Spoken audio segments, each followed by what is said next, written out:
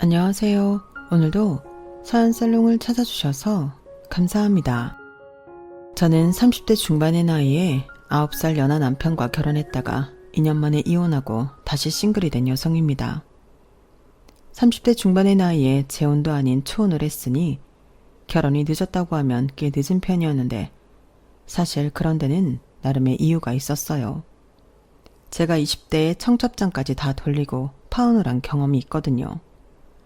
그것도 다른 문제 때문이 아닌 제가 변변한 학벌이 없고 저희 집이 가난하기 때문이었는데 그때는 참 너무 비참했어요.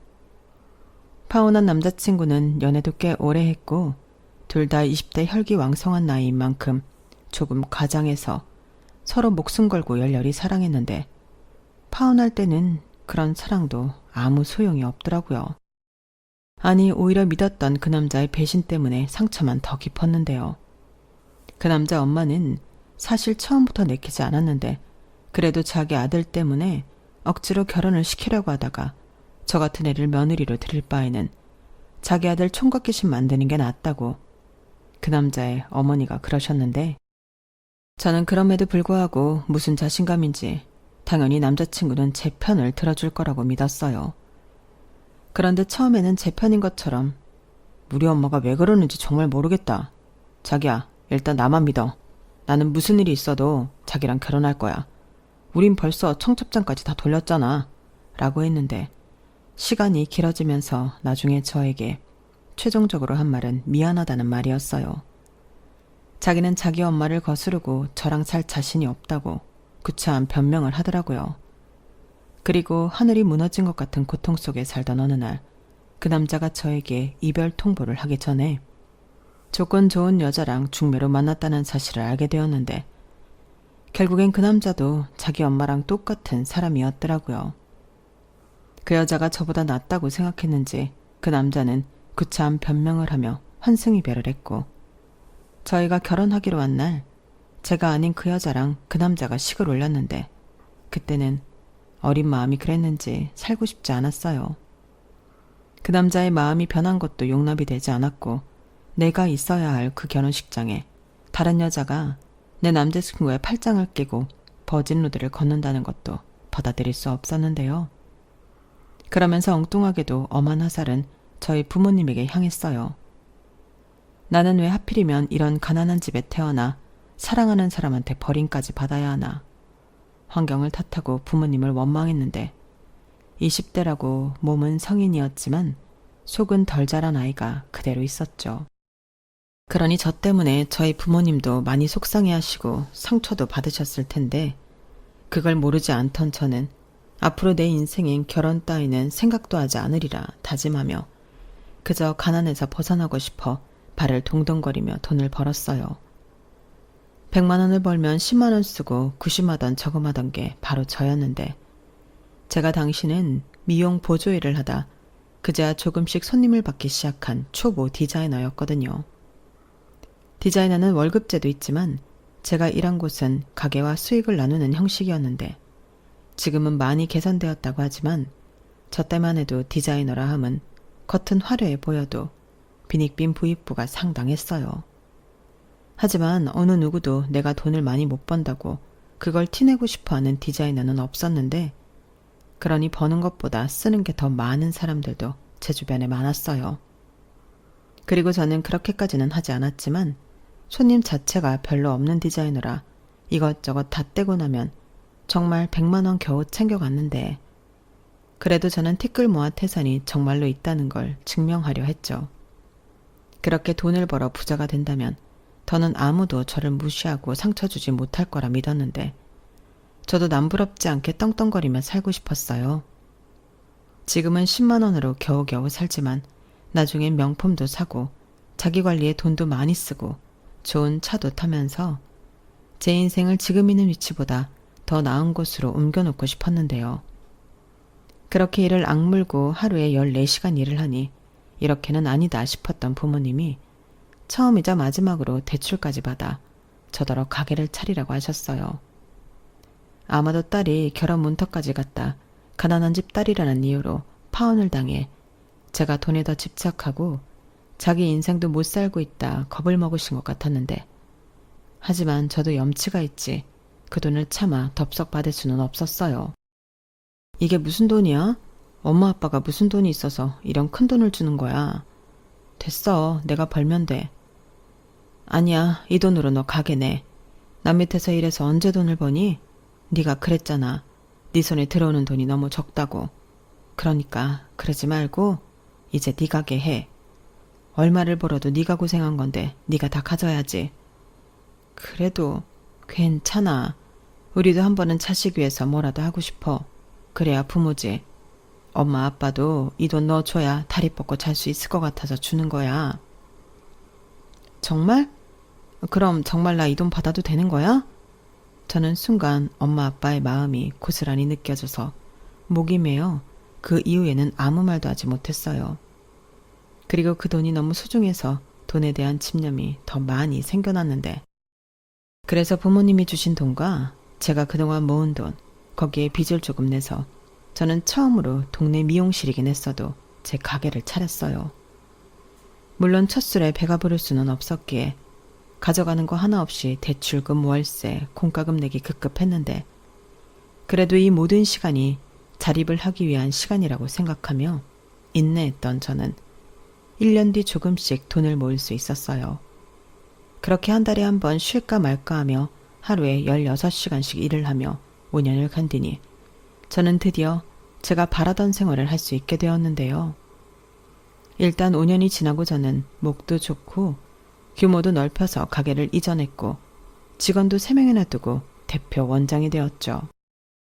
그러자 몫이 좋은 탓인지 단골도 많아지고 여기저기서 실력 좋은 디자이너라고 소문도 나면서 그때부터는 어지간한 월급쟁이보다 제가 더 돈을 많이 벌었는데, 그래서 부모님에게 감사의 표시로 매달 2분께 각각 100만 원씩 용돈을 보내드렸어요. 부모님이 주신 종잣돈이 없었더라면 이런 생활은 꿈도 꾸지 못할 것을 너무나도 잘 알았기 때문에 꼭 보답을 해드리고 싶었는데, 그 뒤에는 워낙에 돈이 한이 맺혀서 그런지 이젠 그동안 고생한 저를 위해 돈을 쓰고 싶었죠. 그래서 내내 꿈만 꾸던 집을 강남 신축 오피스텔로 옮겼고, 월세이긴 하지만 그 정도는 유지할 수 있었는데요. 제 꿈은 거기서 멈추지 않았죠. 집을 바꾸니 차도 바꾸고 싶었거든요. 그것도 말로만 듣던 외제차도 리스로 뽑아 타기 시작했는데, 확실히 좋은 집에서 살고 좋은 차를 타고 다니니 삶의 만족도가 굉장히 높아지더군요. 그리고 이 생활을 계속 유지하고 싶었던 저는 나태해질 틈 없이 열심히 일을 해야만 했는데요. 그러니 제 주변에서는 저를 보고 아유, 저기 원장이 돈독이 잔뜩 올랐어. 시집갈 생각은 안 하고 그냥 돈 버는 재미로 산다니까? 이렇게 말하는 것도 듣게 되었죠. 하지만 딱히 부정할 수는 없는 말이라 뭐라고 반박도 못했는데 그 말이 진짜라서 오히려 놀랄 정도였어요. 그리고 그때는 몇 명 없던 친구들도 모두 시집을 가서 어떤 친구는 벌써 애까지 있었는데, 그렇다 보니 싱글인 제가 만날 친구도 거의 없다고 봐도 무방했어요. 그러니 나쁜 짓 하는 것도 아니고 내가 열심히 벌어 나한테 쓰며 행복한 삶을 사는 것을 삶의 이유이자 낙으로 생각하고 살게 되었는데요. 솔직히 지금도 그게 뭐가 나쁜가 그런 생각을 하고 있어요. 친구들이 전부 저를 부러워했는데 제가 남의 돈으로 호강하는 게 아니라 제가 열심히 번 돈으로 호강하는 거니 당당하지 않을 이유가 없었죠. 그러다 매일 늦게 퇴근해 반주를 하는 낙으로 살다 보니 살이 부쩍 찌게 되었고, 아무래도 미용 일을 하다 보니 보여지는 것도 무시할 수는 없었는데요. 그래서 더는 이렇게 방치하면 안 될 것 같아 운동을 하기로 결심했어요. 그리고 손님이 붐비는 시간대는 안 되고 평일 오전 시간에 운동을 하기로 했는데요. 처음에 무작정 헬스클럽 회원권을 끊어 무작정 운동을 하는데 살이 잘 빠지지 않더라고요. 그래서 고민 끝에 PT를 받기로 결심했고, 비용은 좀 들었지만 만족도를 위해 저는 제 자신에게 투자를 하기로 했어요. 그리고 딱 봐도 저보다 한참은 어려 보이는 트레이너의 지도를 받으며 운동을 시작했는데 신기할 정도로 효과가 있어서 놀랐다니까요. 그 후로 재미가 붙어서 저는 매일 운동을 갔고, 트레이너와 매일 만나다 보니 누나 동생 하면서 편하게 지냈는데 어려서 그런지 그 트레이너는 정말 남동생 같고 편하더라고요. 그리고 그러던 어느 날 대뜸 이 동생이 저한테 좋아한다고 고백을 했는데 그때는 너무 의외라 깜짝 놀랐어요. 그러자 제 놀란 얼굴을 보고 그 남자는 자기는 진심이라고 저한테 진지하게 결혼을 전제로 만나보자고 했는데요. 평소 같으면 됐다고 바로 거절을 했을 저였는데 그날은 그러지 못했어요. 마치 심장이 밖으로 튀어나올 것만 같이 심장이 빨리 뛰었는데 저는 정말이지 그 남자가 저를 좋아하고 있을 거라고는 상상도 해보지 못했어요. 특히 9살이나 어린 남자가 왜 나 같은 늙은 여자를 좋아하겠나 의심도 많이 했는데 시간이 지나면 지날수록 그 남자의 진심이 저한테 와닿더라고요. 그렇게 정신을 차리니 저는 9살이나 어린 남자친구를 둔 능력 있는 여자가 되어 있었는데요. 지금 생각해도 낯이 너무 뜨겁네요. 그 사랑 따위가 뭐라고 나이도 적지 않은 여자가 남자 앞에서 표정 관리도 못하며 빠졌는지 저는 또다시 그렇게 사랑이라는 감정 때문에 행복하면서도 멍청해졌어요. 그러면서 전처럼 돈 없다고 이 남자한테 차일 리는 없다며 안심했는데 그걸 또 역으로 이용당할 줄도 몰랐던 거죠. 저는 그만큼 시간이 가면 갈수록 오랜만에 하는 연애에 푹 빠졌어요. 그러다 그 남자의 본가가 지방에 있었는데 자기 어머니 생신이라고 괜찮으면 저더러 함께 내려가 인사를 드리고 오자 했는데 그때는 결혼 이야기가 나온 것도 아닌데 가슴이 철렁하더라고요. 그래서 그건 아직 이른 것 같으니 다음에 가겠다고 좋게 거절한 적도 있었는데요. 교제하고 1년 조금 넘으니 남자친구 어머니도 제가 궁금하다고 집에 한번 왔으면 좋겠다 하신다는 말을 듣게 되었어요. 사실 그때도 부담스러운 건 마찬가지였는데 또 한편으로는 단순히 인사만 오라고 한 일에 제가 너무 오버하는 건 아닌가 싶은 마음도 들더군요. 상대는 결혼 생각도 없는데 저만 지레짐작해 결혼 생각은 없다 하는 것 같아 민망해졌어요.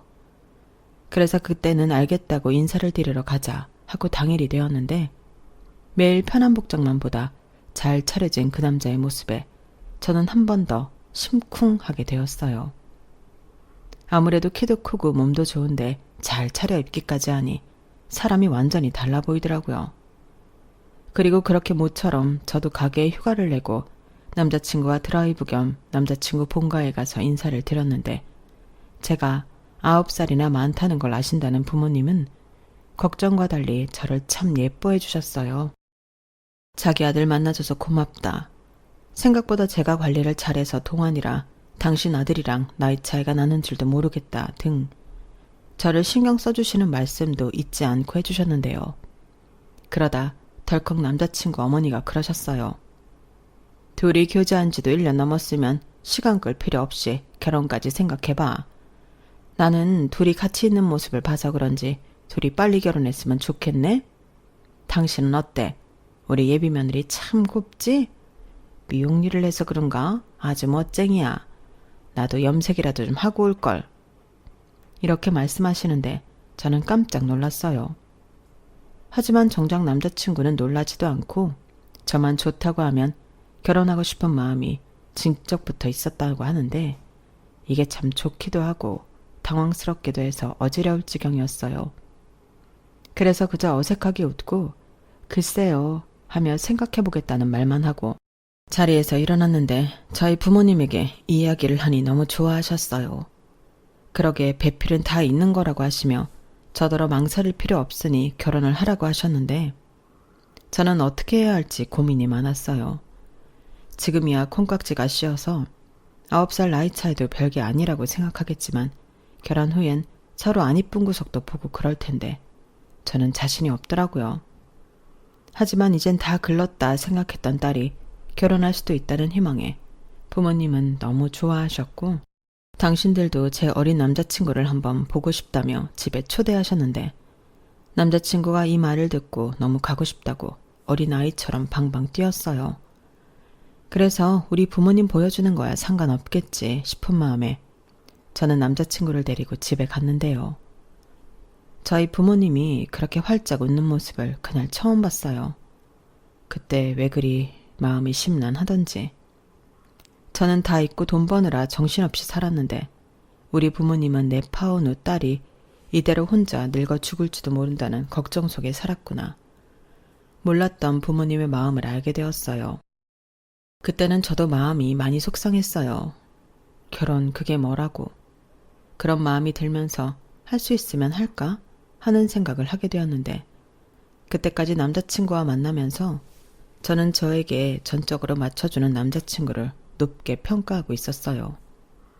나이는 어리지만 누구보다 배려심 깊고 말도 예쁘게 하는 남자친구가 귀여운 구석도 많지만 저보다 더 어른스러운 구석도 많다 생각했는데 그런 남편을 갖는 것도 꽤 행복할 것 같았어요.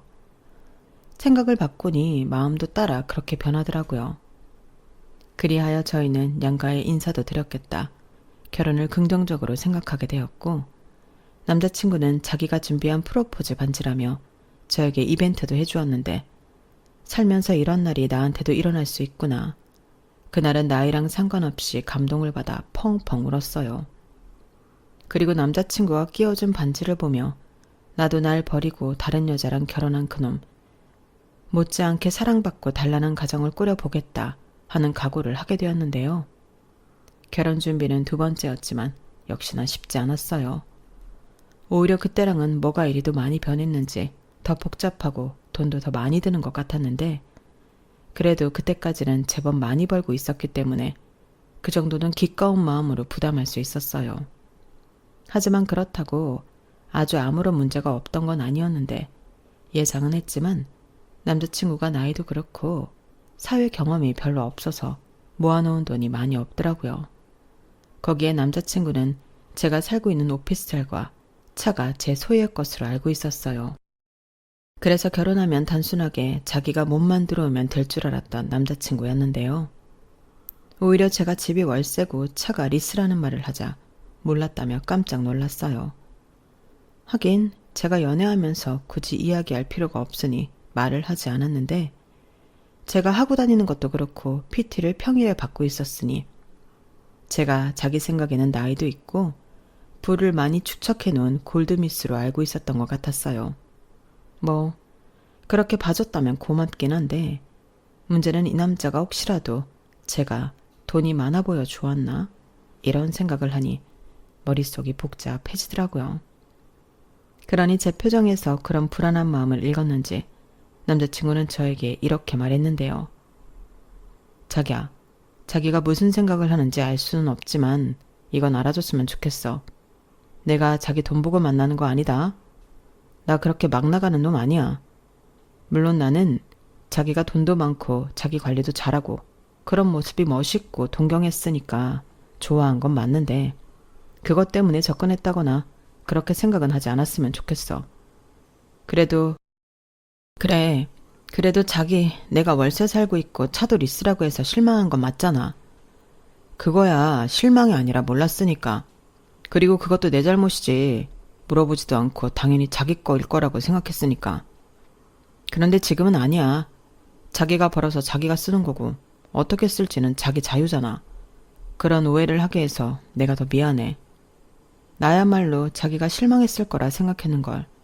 그래서 혹시라도 하는 생각에 자기를 오해했어. 아니야. 나라도 그런 생각하지. 그렇게 따지면 뭐 나는 실망할 자격이 있나? 자기에 비해 모은 돈도 없는데 우리 서로 마음 풀고 결혼해서 행복하게 살 생각만 하자. 내가 우리 자기 많이 행복하게 해줄게. 맹세해. 그때 빌어먹을 그 맹세를 믿지 말았어야 했는데 저는 남편의 말에 홀랑 넘어갔어요. 그리고 저는 제가 모은 돈과 오피스텔 보증금을 빼고 1억 4천 정도 해서 경기도권 신축 아파트 전세에 들어가게 되었는데 남자친구는 자기가 모았다는 돈 1,000만 원과 집에서 해줬다는 2천만 원, 그렇게 3천만 원을 가지고 혼수를 하기로 했어요. 당연히 전세 계약자는 제 앞으로, 보증금은 제 명이었는데요. 확실히 서울에 살다 경기도권으로 나가니 출퇴근이 상당히 어렵긴 하더군요. 하지만 어쩌겠어요. 상황에 맞춰 살아야죠. 그리고 저 못지않게 남자친구, 아니 남편도 출퇴근에 어려운 점이 있었는데 지하철을 타고 다니다 안 되겠는지 저랑 같이 출퇴근 시간을 맞춰 같이 다니게 되었어요. 가끔 너무 힘들 때는 남편이 운전을 하기도 했는데 그럴 때는 좀 편하더라고요. 그렇게 저희는 결혼 생활도 나름 무탈하게 잘 하면서 신혼 생활도 재미있게 했는데 그즈음 사회 분위기가 심상치 않더니 얼마 지나지 않아 코로나가 확산되기 시작했어요. 가게 운영을 하며 처음 겪는 일의 연속이었는데 그동안은 그래도 꾸준히 있던 단골 손님들 발길까지 끊겨 운영에 큰 타격을 입게 되었죠. 그래도 저는 문을 닫을 정도는 아니었는데 남편의 헬스장은 달랐어요. 일단 주인이 남편이 아니었고 그 관장이라는 사람이 빚도 꽤 있었는지 유지하기 힘들다며 헬스장 문을 닫게 되었는데 줄지에 남편이 백수가 되었어요. 게다가 시국이 시국이라 할 줄 아는 게 트레이닝밖에 없는 남편은 재취업도 쉽지 않았는데 결국엔 막노동과 대리운전 같은 걸 간간히 했지만 그마저도 벌이가 일정하지 않더니 집에 있는 꼴이 돼버렸어요. 그리고 그 생활이 생각보다 편했는지 남편은 나 당분간은 이렇게 집에서 자기 대신 살림할까? 우리 아직 애기 계획도 없고 큰돈 들어갈 일 없으니까 나 하나 집에 있어도 괜찮을 것 같은데 대신 내가 자기 집에 오면 손 하나 까딱하지 않고 편하게 쉴 수 있게 할게 라고 전업주부가 되겠다는 헛소리를 하기 시작했는데 저는 싫다고 했어요. 자기야, 일단 상황이 나쁘다는 건 알겠어. 그래도 자기 나이도 젊고 이대로 집에서 살림만 하기엔 아깝지. 그러지 말고 쉬엄쉬엄 일 찾아봐. 저는 일부러 남편이 기분 나빠할까 최대한 조심하며 말을 했는데 이것도 지금 생각하면 너무 웃긴 것 같아요. 눈치는 제가 아니라 백수인 그놈이 봐야 하는데 제가 백수 남편 기분 상할까 신경을 쓰고 있었으니까요. 아무튼 그때는 그렇게 이야기가 일단락 되었고 저는 옆에서 쪼지는 않았어도 남편이 하루빨리 재취업에 성공하길 바랬는데 어째 남편에게서는 취업을 하겠다는 의지가 전혀 보이지 않더군요.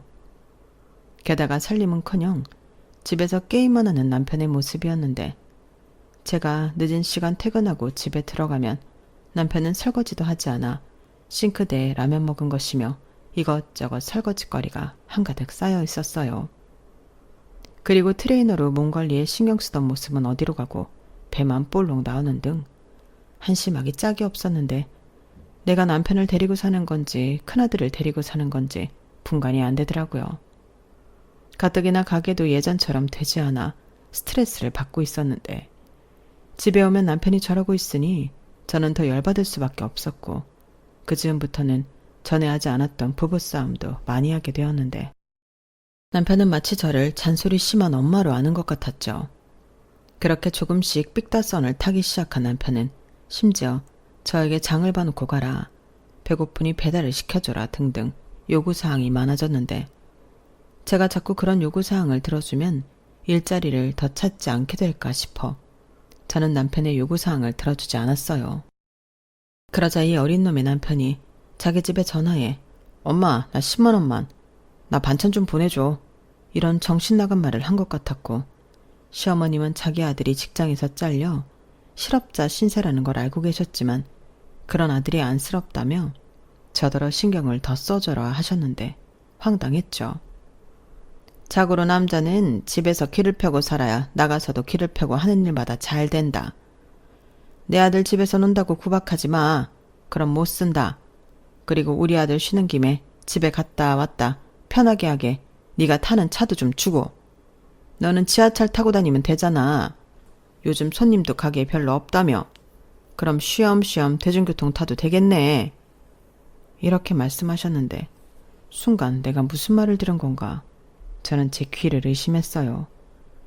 그리고 이내 제정신을 차린 저는 차를 일하는 사람이 타고 다녀야지 집에서 노는 사람이 왜 필요하냐고 남편이야말로 버스를 타던 기차를 타던 대중교통을 이용해야 하지 않겠냐고 말을 했는데 시어머니가 어디서 배워먹은 버르장머리냐고 남편이 어리다고 막 먹더니 이젠 시어머니도 웃음냐고 화를 내셨는데 저는 그런 상황이 짜증나고 싫었어요.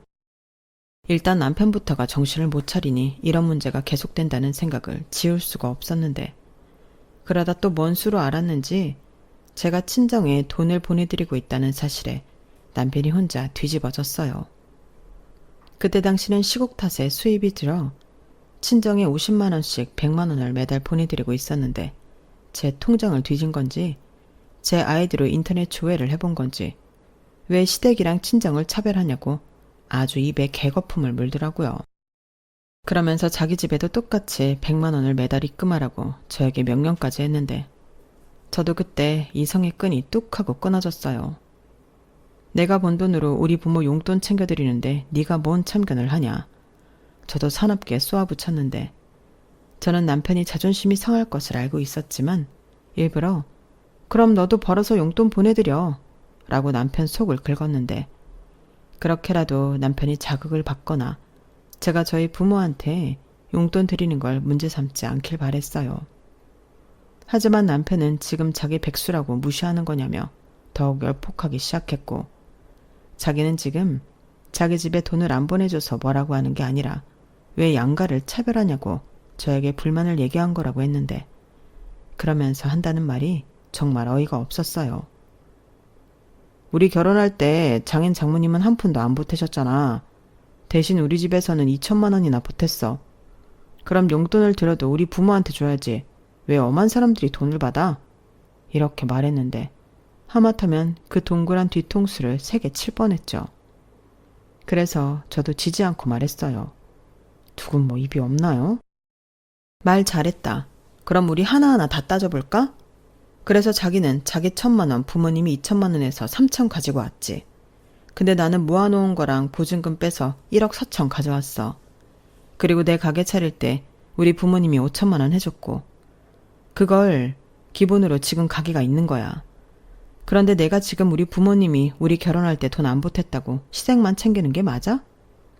어디서 돈이 나왔건 내가 자기보다 1억 1천만 원 더 가져온 건 사실이잖아. 그거야. 그렇지만 내가 나이도 어리고 월급도 적어서 모은 돈이 그것뿐인 걸 어떡해. 아무튼 나도 서운해. 내 부모만 불쌍하잖아. 요즘 경기도 나빠져서 힘든데. 저는 남편의 말에 웃음이 나왔어요. 경기가 나빠져서 힘든 건 저도 마찬가지인데, 남편은 제 돈을 갖다 쓸 줄만 알지 제가 힘들 거라는 생각은 전혀 하지 못하는 것 같았거든요. 그리고 이 결혼도 제가 하고 싶어 매달린 게 아니고 지가 모은 돈도 없으면서 저 아니면 안 된다고 매달려 한 결혼인데, 내가 왜 이제 와서 이런 말을 듣고 있나. 남편에게 실망이 이만저만이 아니었어요. 그리고 그때 깨달았죠. 이 남자는 자기 입으로 아니라고 했지만 돈 잘 버는 나랑 살면서 편하게 제 돈으로 집에 효도도 하고 일도 안 하고 집에서 게임이나 하면서 놀고 먹고 싶었다는 걸요. 그렇게 퍼즐 조각이 모두 맞춰지며 제가 사기 결혼을 당했다는 생각이 들자 저는 잘못된 걸 하루라도 빨리 잡아야겠다는 마음밖에 들지 않았는데, 그래서 남편 빼고 친정 부모님과 함께 시댁으로 향했어요. 그때가 마침 코로나가 정점을 찍고 거리두기가 완화되었을 때였는데, 저는 양가 어른들께 이혼을 생각하고 있다고 솔직하게 말했어요. 그러자 날벼락을 맞은 듯 양가 부모님이 놀라셨는데, 특히 저희 부모님이 많이 놀라시더라고요. 딸이 이혼녀가 된다고 생각하니 무슨 큰일이라도 일어나는 줄 아는 것 같았어요. 그러니 그 모습을 보고 당황했다가 의기양양해진 시어머니는 팔짱까지 끼며 요거 봐라 하는 듯 저를 쳐다보셨는데, 이게 다 제가 속물이라 그렇다고 하시더군요. 사돈분들은 기분이 나쁘시겠지만 딸을 아주 예의도 모르고 이기적으로 키우셨습니다. 지금 우리 아들이 직장 잃고 돈도 못 벌어오니 얘가 이혼 소리를 하는 거죠. 전에 제가 아무리 나이 어린 남편이라도 남편은 남편이니 잘 해주라고 했는데 싫다고 했어요. 어머니, 제가 언제요? 그거야 제가 타는 차를 남편에게 주라고 하니까 싫다고 한 거죠. 걔가 집에서 노는데 왜 차가 필요해요? 뭐? 걔? 너 지금 내 아들을 내 앞에서 걔라고 했니? 아유, 사돈 죄송합니다. 너 빨리 사과 안 드려? 아무리 나이가 어려도 그렇지 정서방이 동생이야? 엄마도 좀 가만히 있어. 걔가 지금 집에서 남편 노릇을 하는 줄 알아? 누가 보면 내가 어릴 때 사고쳐서 낳은 큰아들인 줄 알아. 밤새 게임하고 오후 늦게까지 자고 지 배고프면 남 일하는데 전화해서 배달시켜달라고 하고 일할 생각은 눈꼽만큼도 없다니까. 나도 가장 노릇하라고 하고 어떻게 하든 직업 알아보고 다니고 하면 이렇게 무시하진 않아. 내가 뭐 다 큰 남의 집 아들 대신 키우려고 결혼했어? 그래서 뭐 정말로 이혼이라도 하겠다는 거야? 너 내 아들 버릴 거면 제대로 돈 해주고 버려라. 설마 내 아들 몸만 내쫓겠다는 더러운 심보는 아니지? 너 진짜 그런 거면 나 안 참아? 안 참으시면 어쩔 건데요. 어머님이야말로 아들한테 집에서 그렇게 놀지만 말고 뭐라도 좀 하라고 하셔야죠. 애당초 어머니도 아들한테 싫은 소리 할 생각 없으시잖아요. 그럼 뭐 가운데서 저만 죽어요? 저 싸가지 보십시오. 죄송합니다, 사돈. 너 정말 왜 그래? 너 이런 모습 우리한테 보여주려고 여기 같이 가자고 했어? 저런 모습을 보고 딸이 시집 잘못 왔다는 거 알라고. 근데 엄마는 지금 누구 편이야? 엄마야말로 왜 이래? 그래, 그건 우리 딸 말이 맞지. 당신은 누구 엄마야? 나도 내 딸 혼자 고생하는 거 마음에 안 들었어. 아무리 나이가 어려도 남편이고 가정이면 책임을 져야지. 집에서 그게 뭐야? 지원이 너 마음 굳힌 거면 아빠는 찬성이다. 바깥사돈, 진심이세요? 지원이 이제 내일 모레면 40이에요. 그런데 이혼을 시킨다고요? 40이면 어떻고 50이면 어떻습니까? 제 눈에는 아직 젊고 어린애예요. 내 딸이 뭐가 하셔? 대개 아들을 건사합니까? 사돈도 아들 그렇게 키우지 마십시오. 어머, 기가 막혀. 지금 아들 가진 부모한테 큰소리 치시는 거예요? 딸이 싸가지 없는 건 다 이유가 있었네. 나는 나이가 많으니까 이해심이라도 많을 줄 알고 결혼시켰더니 돈도 쥐뿔 별로 없고 속도 좁네. 뭐라고요? 그날 제 잘못인지 모르겠지만 양가 부모님 사이에는 불꽃이 튀겼어요. 그리고 저는 처음으로 저희 엄마에게 실망해 서운한 마음이 생겼고 그렇게 상황은 별로였지만 제 의사는 제대로 전달하고 올 수 있었는데요. 그 사이 시어머니가 남편에게 이 사실을 모두 이야기하셨더군요. 뭐 예상은 한 일이었어요.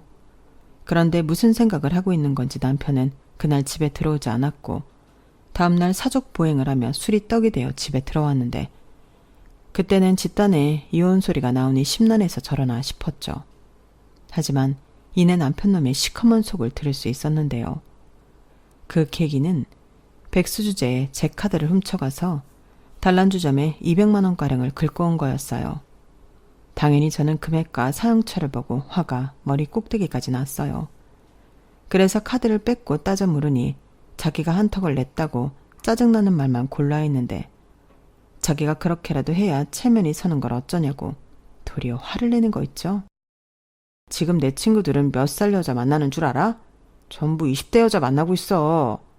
그런데 너는 내일 모레 40이지. 나만 늙은 여자랑 살고 있는데 돈이라도 마음껏 써야지. 내 친구들은 내가 왜 늙은 여자랑 결혼했냐고 동정하고 지랄인데 내가 그랬어. 우리 마누라는 이렇게 카드 준다고. 얼마를 쓰던 뭐라고 하지 않는다고. 이런 면이라도 있어야 나도 밖에 나가 떵떵거리면 살지. 이런 개소리를 하는데 그러면서 마지막 말에 저는 그놈을 있는 힘껏 두들겨 패줬어요. 늙은 마누라 데리고 살아주는 걸 고맙게 생각해. 나 일하고 싶은 마음 따위 없어. 내가 왜 일을 해? 돈 벌어오는 기계 마누라가 있는데. 나는 평생 자기가 벌어오는 돈으로 놀고 먹고 즐기고 살 거야. 9살이나 어린 영계랑 사는데 그 정도는 감당해야 하는 거 아니야? 저는 저딴 말을 듣고 돌지 않을 자신이 없었어요. 그래서 있는 힘껏 그놈을 두들겨 패면서 더는 이렇게 못 산다고 이혼하자고 소리소리를 질렀는데 결국 이웃의 신고로 경찰이 출동했죠. 그리고 전후 상황을 다 들은 경찰은 일단 둘이 분리시키는 것이 좋을 것 같다며 남편을 데리고 나갔고 남편은 왜 자기가 나가냐고 저를 끌고 나가라고 했는데 경찰분들도 혀를 내둘렀어요. 그리고 한 경찰분이 아무리 화가 나도 폭력은 범죄라고 남편이 저를 신고하면 저도 억울한 일이 생긴다 말씀하셨는데 그렇게 그 일은 마무리가 되었어요. 하지만 제 이혼에 대한 결심은 더욱 견고해졌는데 술에서 깬 남편도 지 잘못은 알고는 있는 건지 저에게 순순하게 이혼을 해주겠다고 했죠. 듣던 중 반가운 소리였어요. 그런데 이혼을 해주는 대신 조건이 있다며 저에게 아파트 보증금 절반을 달라고 요구하는 남편이었는데 저는 당연히 들어줄 마음 따위는 없었어요. 사기 결혼당한 건 또 억울한데 제가 왜 피 같은 제 돈을 그놈에게 주겠어요. 더욱이 그 돈은 제가 결혼 전 제 힘으로 모은 제 재산이라는 증거가 있어 남편이 임의대로 뺏어갈 수도 없는 돈이었는데 차도 마찬가지였죠. 리스였기 때문에 굳이 따지자면 제 것이 아니었으니까요. 그렇게 남편은 저한테 가져갈 수 있는 돈이 없었는데 그 사실을 제가 말하니 약올라 미쳐하는 모습을 보이더군요. 그러고는 태세 전환을 하기로 했는지 이딴 말을 하기 시작했는데 그땐 제가 약이 올라 미칠 것 같았어요. 그럼 그냥 이렇게 살아. 나도 뭐 돈도 못 받을 거면 나 대신 돈 버는 사람 옆에 두는 게 당연히 좋지. 뚫린 입이라고 말 함부로 하지 마. 내가 왜 너 대신 돈을 벌어? 사지육신 멀쩡한데 그 나이에 그 체력에 집에서 놀고 먹겠다고? 사지육신 멀쩡한 게 뭐? 내가 일하기 싫다고 하잖아. 그럼 어린 남편이 밖에 나가 돈까지 벌면서 늙은 마누라 건사할 줄 알았어? 굶게 해. 내가 그럴 마음이었으면 너랑 왜 결혼을 하냐? 나도 내 인생 걸고 한 결혼이야. 정말 기가 막혀서 말이 안 나온다. 그러니까 그 말은 네 인생 걸고 편히 데리고 살아줄 여자를 찾았다는 거야? 그런 마음이었으면 한 40, 50살 차이 나는 할머니를 만나지 그랬어. 그럼 오늘 내일 하다 유산도 남겨주고 그럴 텐데 9살이면 너무 적은 나이 차이 아니야? 그래도 내가 체면이랑 가오가 있지. 어떻게 우리 엄마보다 늙은 할머니를 만나 장가를 가냐? 무튼 돈 주는 거 아니면 나는 이혼할 생각 없으니까 포기해. 포기는 개뿔. 그리고 고맙다. 나 지금 네가 한 말 다 녹음했거든? 나 이걸로 소송할 거야. 네가 그렇게 나오면 내가 이혼 못할 줄 알았니? 넌 나이만 어린 게 아니고 지능도 어린가 보다. 기다려. 곧 니네 집으로 이혼 소장 갈 거니까. 그리고 내 집에서는 하루빨리 꺼져줄래? 참고로 집 비밀번호는 진작에 바꿨다. 저는 자리에서 일어나며 남편에게 말했어요. 그때 남편의 얼굴 표정은 자기 뜻대로 되지 않아 꼬라지가 난 어린애 같았는데 그제야 콩깍지가 벗겨졌는지 그 꼬라지가 참 추악스럽게 보이더군요. 그리고 저는 최대한 빨리 이혼 소송을 진행해줄 변호사 사무실을 찾았고 이혼 소장을 송달받은 남편과 시부모님은 저한테서 한 푼이라도 더 뺏어오려 준비를 하는 것 같았는데요. 결론적으로는 자기네들이 불리할 것 같으니 합의 이혼하자고 먼저 연락이 왔어요. 그러면서 자기들이 처음 들고 장가를 간 건 3천만 원 돌려달라고 하는데 결혼이 무슨 물건도 아니고 저한테 환불을 해달라니 어이가 없었어요. 그래서 네가 해온 혼수 그거 다 들고 가라고 배송비는 제가 부담하겠다고 했는데요.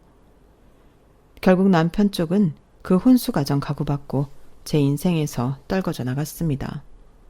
덕분에 깨끗하게 비워진 전세 아파트는 그대로 다시 내놓기로 했는데요. 저는 가게 근처에 작은 빌라를 매매해 리모델링을 하고 들어갔어요. 워낙에 오래된 구축 빌라라 여기저기 손볼 곳이 많았는데 저는 이제 제 명의로 된 제 집에서 편하게 혼자 열심히 노력하며 남은 인생을 살아가고자 합니다. 결혼 한번 해봤지만 저는 그냥 혼자 사는 게 맞는 것 같아요. 제가 열심히 벌어서 저한테 쓰는 게 더 행복하더라고요. 그리고 이혼 후 아빠에게 많이 혼이 나셨는지 엄마가 저에게 미안하다고 사과를 하셨는데 저는 괜찮다고 했습니다. 이혼녀 딱지를 단 딸내미의 미래를 걱정하는 엄마 마음을 모르지 않았거든요. 그리고 걱정과 달리 잘 사는 모습을 보여줄 테니 걱정하지 말라고 했는데요. 저는 현재 그 약속을 지키기 위해 여전히 고군분투하며 지내고 있답니다. 코로나가 끝나고 다시금 가게는 예약자가 꽉 찬 예전 모습으로 돌아갔고 가게 안도 더 활기가 찼는데 요즘 저는 영화에 관심이 생겨 어학원을 다니고 있어요. 언젠가는 해외에 나가 더 많은 경험을 하고 싶은 꿈이 있는데 그날을 손꼽아 기다리며 계속해서 나이와 상관없이 발전하는 인생을 살고 싶은 마음입니다. 역시 사람은 꿈과 목표가 있어야 그 인생이 더욱 재미있어지는 것 같아요. 비록 남들처럼 결혼해서 예쁜 가정을 꾸리는 그런 인생은 살지 못했지만 저는 저대로 다른 꿈을 펼치며 저만의 행복한 인생을 만들어 가려고요. 어떻게 살든 누구랑 살든 아니면 씩씩하게 혼자 살든 건강 잘 챙기고 저만 행복하게 살면 되는 거잖아요. 저는 그렇게 생각하고 오늘도 내일도 힘내서 열심히 살아가겠다는 의지를 전하며 이만 길었던 사연을 마무리하도록 하겠습니다. 사연은 처음 써보는데 쓸 때는 어려웠지만 다 쓰고 나니 생각도 정리가 되고 좋은 점이 많은 것 같아요. 물론 이런 사연을 쓸 일 없이 행복하게 살면 더할 나위 없이 좋겠지만 어떻게 인생이 마냥 좋기만 하겠어요. 그러니 변덕스러운 날씨가 지나가고 맑은 날이 찾아오듯 우리네 인생도 슬프고 힘들고 괴로운 날이 지나 행복한 날이 찾아오는 거죠. 그리고 그럴 때마다 더 나은 모습으로 지혜롭게 살 수 있다면 그 인생이야말로 참 멋진 인생이 아닐까 싶은 마음인데요. 아직 많은 날을 살진 않았지만 지나온 날보다 살아갈 날이 더 행복하고 멋진 인생일 거라 믿으며 저는 이만 마지막 인사를 드리겠습니다. 그럼 지금까지 긴 사연 끝까지 함께 해주셔서 감사드리고요. 오늘도 내일도 여러분들의 건강하고 행복한 인생을 응원하며 안녕히 계세요. 여러분, 사연 댓글에 응원과 현명한 조언 부탁드려요. 좋아요와 구독은 저에게 큰 힘이 됩니다. 오늘도 좋은 일 가득하세요.